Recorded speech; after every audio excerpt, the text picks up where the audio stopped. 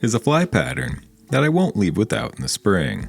To tie it, we'll start off with a glass bead. Here I'm using pearl, securing some black thread to our hook shank. Snip your excess free, doubling over a piece of thread, and securing it tightly to our hook shank. We'll continue securing it backwards towards the bend of our hook.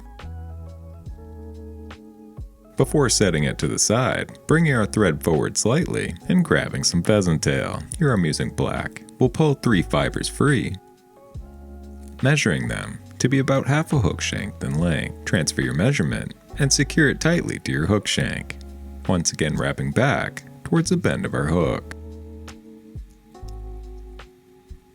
With this complete, we'll bring our thread forward once again and snip your excess free, grabbing our thread that we left at the back of the fly, pulling it through the tail so each side of the thread ends up on opposite sides of the middle fiber. With this complete, we'll secure our thread tightly in place, wrapping back and slightly on top of our tail. This step will help splay the tail apart so each fiber sticks out individually. We'll finish securing our thread and snip our excess free, at which point we'll grab some extra small wire.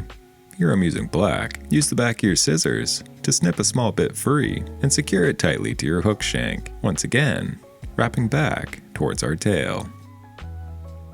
We'll set this aside for now and grab some dubbing. Here I'm using a dry fly dubbing in the color olive. We'll use this to create a fine dubbing noodle and begin wrapping it forward in close touching spirals, building up a transition as we work towards the head of the fly. Doing so by occasionally wrapping back on the dubbing slightly to build up a bit more bulk as we work towards the head of the fly, stopping quite a ways short to leave some room for our following steps. With this complete, we'll grab our wire, counter-wrapping our dubbing to add some durability as well as some segmentation to our fly pattern. Continue to do so until you reach your thread, at which point we'll secure it in place, taking thread wraps both in front as well as behind the wire and helicoptering the excess free. Next, we'll grab some flash.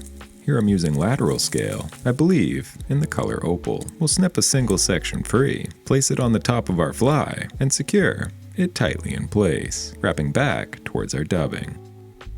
We'll create another dubbing noodle and continue to build up our transition as we work towards the head of the fly, stopping just short of our bead and grabbing a gray CDC feather. We'll trim off the tip into a triangle, facing the triangle back towards our flash and pulling a few fibers backwards to secure it to the top side of our fly, before grabbing your flash and folding it over the top. Once again, loosely secure it in place before grabbing your CDC feather and carefully pulling on it to shorten the fibers. Once complete, it should look something like this, with the fibers extending roughly to the end of our body. With this complete, we'll finish securing everything tightly in place, taking thread wraps both in front as well as behind and snipping your excess free. You can leave it like this, or, as I like to do, add a bit more dubbing, this time in a very loose dubbing noodle, and spin it just in front of our other materials.